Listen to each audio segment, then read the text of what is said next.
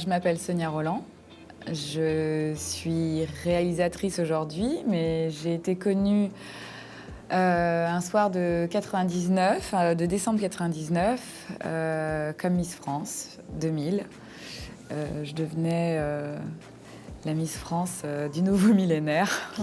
Alors, je suis présente ce soir. J'ai accepté cette invitation aussi et ce prix en tant que présidente de mon association Maïcha Africa, que je préside depuis 15 ans maintenant. Ce prix, je suis très heureuse. Je l'accueille vraiment avec beaucoup de fierté et surtout, je pense que ça récompense 16 années de travail, d'acharnement, de détermination, de rigueur et surtout beaucoup de volonté, quoi.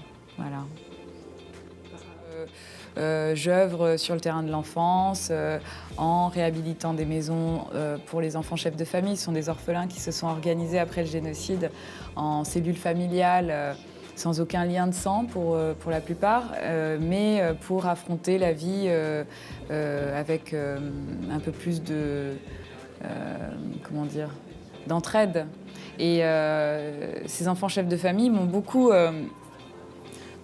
inspirée. Je suis rentrée en France avec l'idée de les aider, d'œuvrer en tout cas pour leur apporter un confort matériel, de les aider aussi dans leurs ambitions, leurs perspectives d'avenir, financer par exemple leurs études, voilà.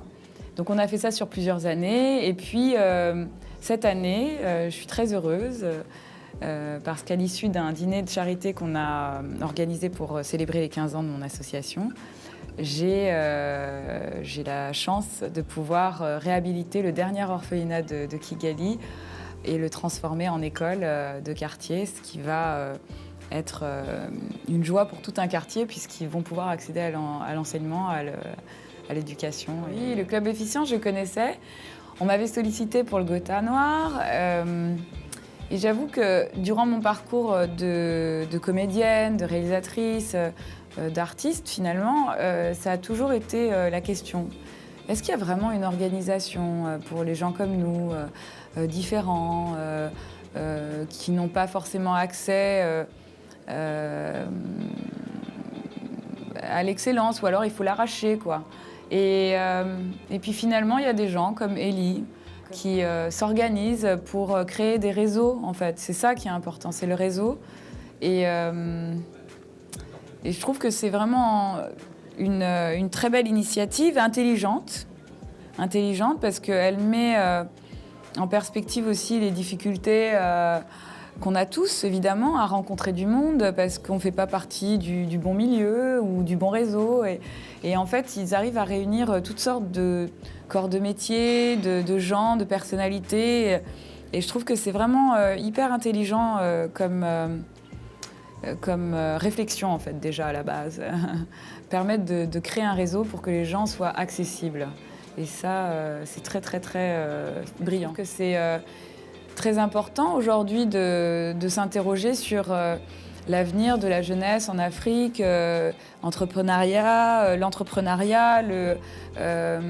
comment aider ces jeunes à créer leur start-up, à donner une première impulsion pour qu'ils puissent justement aller vers des ambitions un peu plus pérennes.